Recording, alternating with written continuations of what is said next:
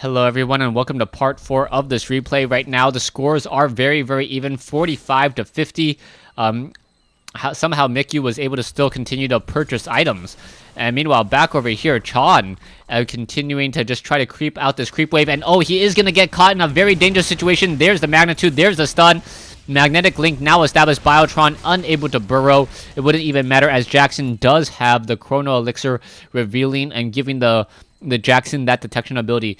In the center once more, both sides battling out in the center here. We are going to see a Drake perhaps try to pluck or clear out the center portion of the map. Toxie and a lot of heroes in the center portion of the map. If any heroes try to come across the center, they're going to quickly get destroyed, as they are just going to be simply outnumbered. Meanwhile, Grunty doing a snipe here on the Leviathan. You can see that the Grunty is rather low on, or Grunty nearly not dealing any damage at all. Will he be able to engage is a key question, as we can now see what's the Thor, and now getting in some stun damage as well. The Leviathan has completely regenerated all of its hit points already, back up to 8,000 hit points. As well as both sides continuing to battle it out. The Leviathan does attack rather quickly. There's a Hyperion shield generator and the mark for death. A lot of damage over time. That Leviathan will get taken down. Down it goes very quickly there. And still, we do have Aeon on the far side. Aeon almost was taken down, but not quite, as Drake now trying to run away from Raynor and Jackson and Drake. Are we going to perhaps get a pluck? No, a blink there. And oh, both sides doing damage to each other. And what is this? Oh, I believe Raynor is going to get destroyed. No, Raynor doesn't get destroyed. Down to 300 hit points already. Regenerating hit points rather quickly. Both sides trying to get back in this. Narzak getting destroyed as well. King David now with three teammates on his side. Biotron once again trying to re-engage. Biotron taking a lot of damage, but he does have 4k hit points. So very strong against Raynor, as Raynor's kill shot is nowhere near enough to finish down Biotron. Biotron, Toxie, and Jackson still wandering around on the inside now. Is it going to be enough, as we are going to be pushing into the main base? There is two tier 2 or one tier 3 tower left for the Zerg, two tier 2 towers left for the Protoss. Both sides trying to push it out through. We are going to get a very nice shrapnel cloak. Both sides Sunflare guns going off. Damage being dealt across the board, as now you're going to see Kerrigan continue to just finish off multiple units. And now there is a little bit of a reprieve between these two armies. An Ultralist, however, may be able to push his way through this base and perhaps clear off this, or make his way finally into here. You can see the reinforcements now finally coming in, as the Marines and the Hydralisk tries to finish off this entire creep army. Is it going to be enough? No, as the Ace and bringing in more Raiders will be able to finish off this rather large group of units. There's a silencing shot going straight through that there, as Biotron looks to perhaps finish off Aeon. Jackson and now dealing damage, going to finish off this particular creep wave. Reinforcements are coming in, but that is just only evening up the sides. Grunty now sitting at level 24, almost 25, sitting at almost 250 or more than 250 hit points, should be able to finish off both or deal a lot of damage, as long as it stays next to the river with that additional bonus damage. And oh, a Sunflare gun. Double Sunflare gun finishing off Drake there. Another Chrono Dagger trying to re-engage. And there's the pluck. Or sorry, there's the magnitude. And there's the rocket finishing off the hero. Not quite sure what skill actually finished off, but the Grunty's stun would have hit it if it wasn't for the magnitude anyways. Both sides still battling it out. Reinforced Chichilis Overmind going to chomp its way through all of these Stalker units rather quickly, rather easily, and now move along its merry way up. Grunty now trying to clear off this creep wave. Rocket hitting Drake a little bit. No, and now, sorry, oh, a Sunflare gun finishing off, and no, not a Sunflare gun, Raynor with that, I believe, silencing shot with a very far range, able to finish it off. You're going to see Grunty finish off Aeon in just a moment. Aeon already dangerously low on hit points. There it goes. Aeon now taken down. 400 minerals for all Zerg players, as that should definitely go a long way. Heroes are getting very close to getting their maximum attributes already, and as soon as you get to maximum attributes, it really comes down to team skill and team cooperation to see who's going to win. As you can now see, Grunty sitting at 24. Meanwhile, Jackson, Raynor sitting at 24. Jackson and Kerrigan sitting at 22 each. Drake still only sitting at 19. Ultralisk now chomping their way through, should be able to finish off this particular creep wave with no real issue. More units trying to push in on both sides. Grunty now finally backing off, gonna finish off this last Dominion Viking, and oh, a quick stun on the Toxie. Toxie trying to finish off the unit, but won't be able to. Oh, there's a magnitude, there's a pluck pulling him back. Grunty is in a bit of trouble. Will he be able to escape down to 800 hit points? And now he looks like he's going to try to continue to fight down to 600, 100. He does get taken down, and both sides getting a lot of damage to each other. We can perhaps see Kerrigan now trying to come in as well. Drake may be able to get a kill off. Is he going to perhaps turn around and try to take out Melq? No, not gonna. There is the magnitude, and yes, Drake able to get the experience and that kill as Kerrigan tries to fight down the rest of this entire Protoss wave with a Colossi. Aberrated Claymore, there it goes, trying to go after Putrefied, now on Death and Taxes. Biotron attempting to run away, as we do have the civilian takedown in order to push back those Marines once again. Biotron still sitting at level 23, 19, 23, 22, 25, 18. And it looks like Toxie, who was the carry, doing a great job, but he's not going to be able to really carry now that we are into the mid game, where it really is determined by trying the takedown of these key towers as opposed to creep waves. Both sides can easily take down creep waves. The key question will be who can take down these last two towers guarding the Nidus Worm and also this fleet beacon here. This one photon cannon dangerously low, down to 1700 hit points already.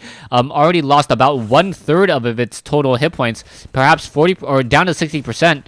As you're gonna see that now a very large engagement happening here in the center once again. It looks like Raynor going to be able to finish off this creep wave rather quickly, attacking quickly as well.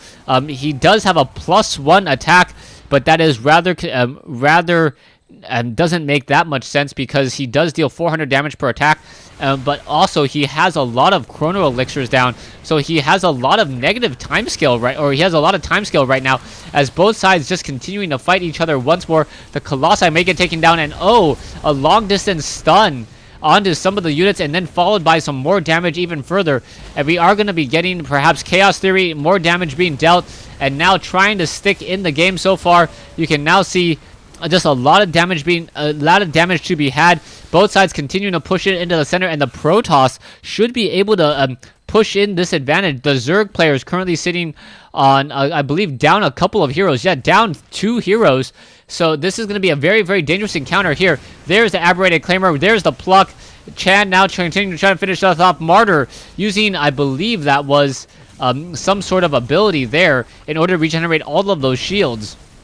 Perhaps a spell buffer, as the Drake needs to really regenerate some hit points. He is now down to a decent amount of time on his epilogue ability. Not going to really be able to do much at all, as all the heroes are in full retreat. Drake sitting at 19. Meanwhile, Raynor sitting at 25 with maximum damage on his snipe shot and his kill shot as well. Back over here on the top left, 2 Colossi may be able to finish off these couple of spine crawlers here in just a moment, as pressure is now being placed down. Protoss is in a very, very dominant situation once again. Looks like a lot of these spine crawlers will get taken down. There's a magnitude. Are we going to get a pluck? No pluck at all. Aberrated Claymore. The Drake needs to perhaps get a pluck, but you cannot pull pluck in an in-house game. So this is going to become very, very difficult, as more and more heroes are now coming back in. There's the takedown by Minix. Minix doing a great job. Now seeing that level 22. Narzak still only sitting at 19.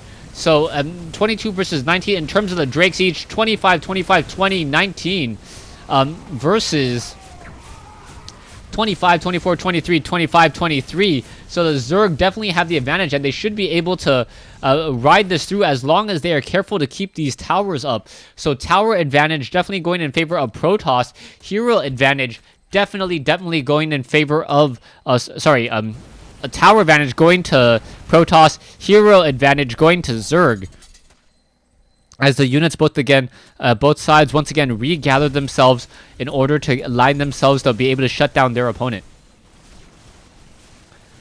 Grunty now coming in across the north side. It looks like he will be able to clear out that creep wave rather easily. Meanwhile, in the center, Raynor may try to go for a kill shot. No, not going to go for a kill shot. Just hiding off over here. Drake may come in with a... no. There, Drake comes in with the pluck on Jackson. Jackson getting Shrapnel Shard now taken down as well. So Death and Taxes... No, sorry. The score is now 54-66.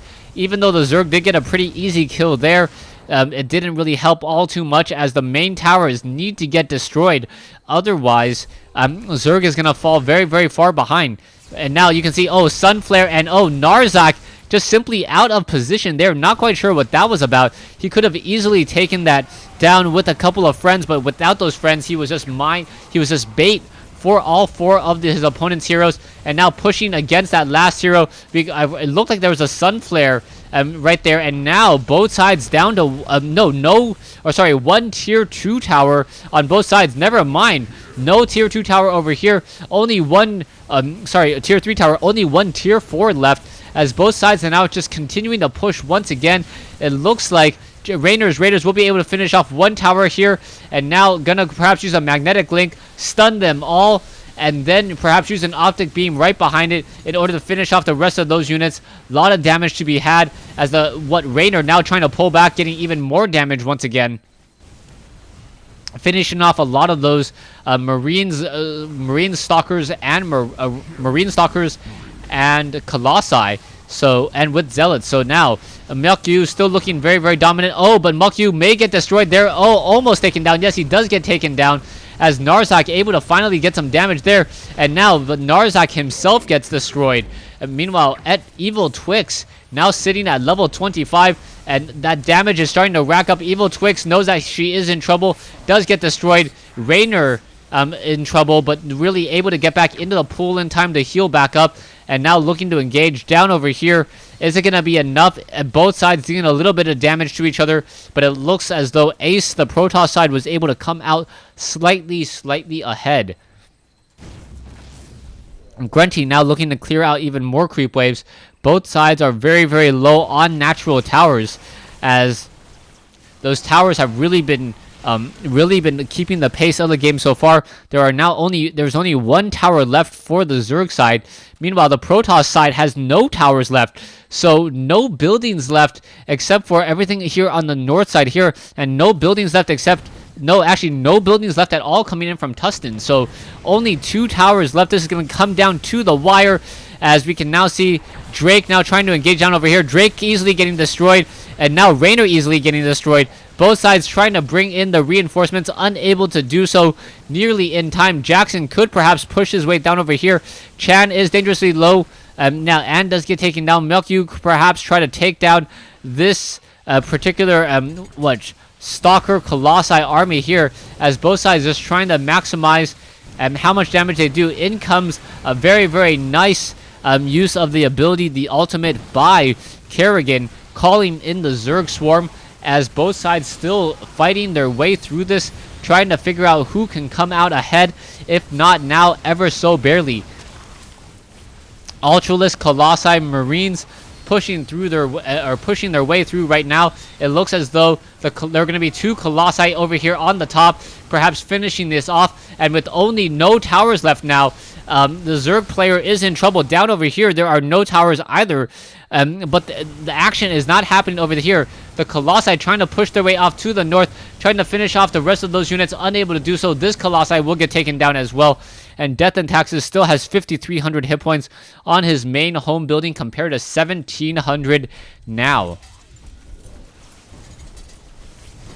Colossi continuing to swipe away with their extended thermal lance lenses, now making their way off to the north. That is going to be 3 Ultralisks that the East Coast needs to deal with. There's only 1 Hydralisk, and that is not looking good, as the Colossi will be able to shut down multiple Roaches, as the Roaches are lining up in a very easy position for those Colossi to take them down.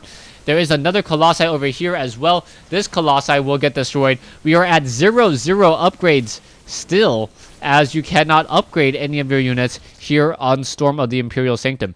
Now down over here, we're going to see Death and Taxes now moving in with Evil Twix, Jackson, and Drake. And is it going to be enough? There's the pluck, there's the shrapnel cloak, and there's a chrono dagger. There's even more damage to be had.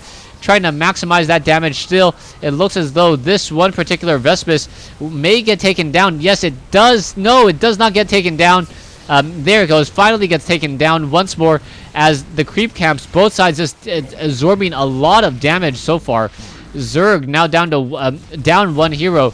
Meanwhile, the Protoss is now down to one hero as well left. So this is going to be very, very bad. We'll see what's going to be happening here, as it looks like there is the GG. Not quite sure why they didn't surrender. Did they surrender? Oh, yes, they did surrender. This the building down over here was destroyed. So yes, a very, very close matchup here on Storm of the Imperial Sanctum. The Ultralisk and the Hydralisk able to finish it off. Thanks for watching. Thanks for listening.